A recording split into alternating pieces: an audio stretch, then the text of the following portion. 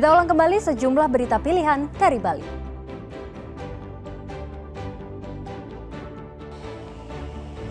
Seorang pemandu wisata di Sange tewas tertimpa pohon.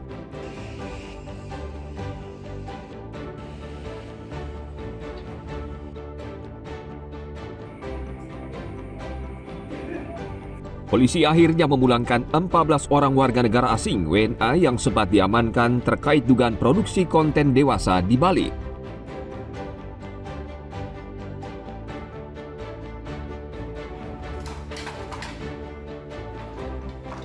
Seni tenun endak Sidemen, kearifan lokal yang masih bertahan di Karangasem.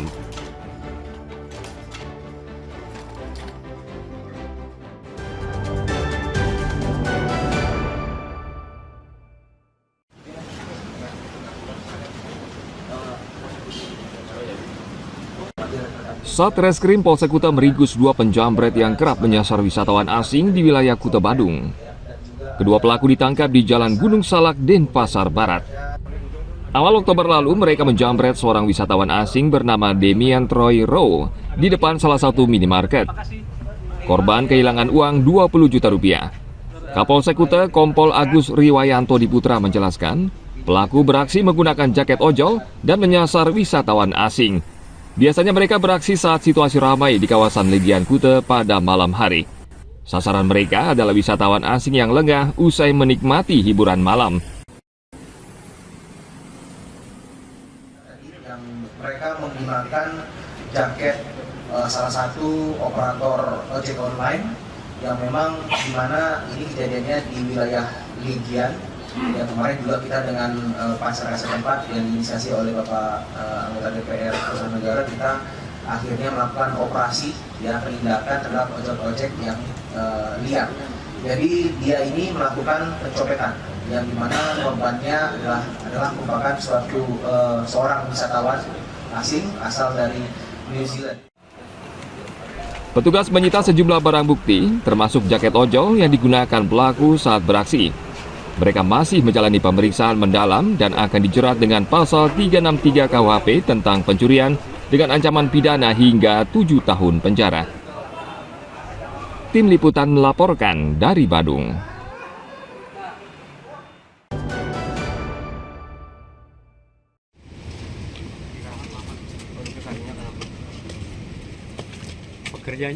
Akibat cuaca buruk, Balai Pesandekan dan Balai Gong di Pura Watu Klotok, Klungkung rusak parah. Untuk memberikan kenyamanan dan pelayanan yang baik, Dinas Kebudayaan Klungkung kembali membangun 2 pelinggi baru. Namun proses pengerjaan terkendala karena minimnya tukang dan cuaca buruk. Bupati Klungkung Made Satria dan Wakil Bupati Cokorde Gede Surya Putra meninjau langsung proses pembangunan Pura Kayangan Jagat yang menjadi pusat melasti di Bali.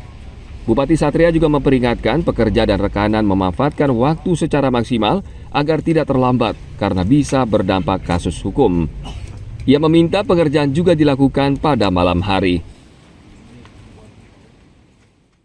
Hasil monitoring ada 3 tempat, 3 lokasi yang sudah kita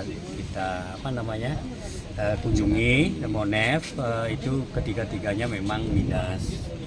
Ya minus, postu juga minus, kemudian di SKB juga minus, di sini juga minus. Nah, namun dari minus-minus itu antusias atau optimis bisa dikejar karena pekerjaan yang masih ringan-ringan yang masih sekarang. Kekhawatiran yang cuma satu, ini musim hujan. Nah, ketika hujan terus nanti ini mereka tidak bisa ngejar jadinya. Itu aja. Tapi kalau hujannya tidak begitu nanti di selama 15 hari ke depan ini yang yakin optimis bisa dikejar. Dan saya mengharapkan juga pengerjaannya tidak cuma di siang hari, agar di malam harinya dikerjakan lembur. Pembangunan 2 pelinggih tersebut harus tuntas 15 hari ke depan sebelum akhir bulan Desember 2025. Saat ini di Kabupaten Klungkung sedang dibangun 4 fasilitas umum, namun rata-rata proses pengerjaan mengalami keterlambatan. Tim Liputan melaporkan dari Klungkung.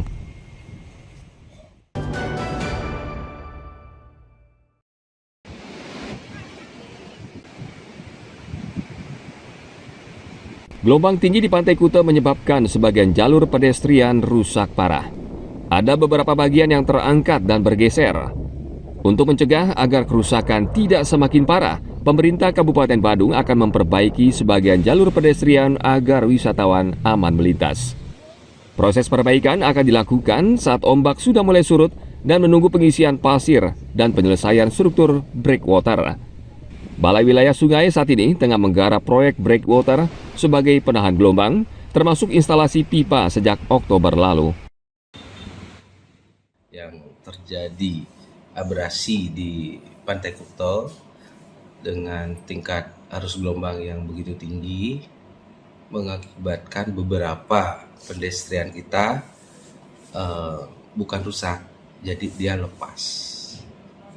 Nah, sejauh ini kami lakukan untuk pedestrian di Pantai Kuta, dampak dari abrasi, kita sementara merapikan walkway yang sudah lepas.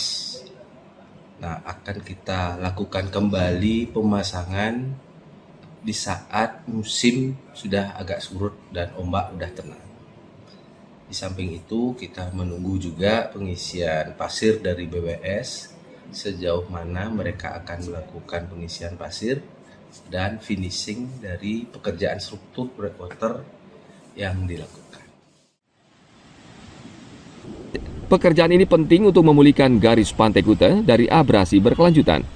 Saat ini panjang area terdampak terus melebar dari 15 meter menjadi 125 meter. Pemerintah memastikan proses pengerjaan lebih cepat agar Pantai Kuta yang merupakan ikon pariwisata Bali menjadi lebih baik dan nyaman bagi wisatawan. Ana Agung Gede Agung melaporkan dari Badung.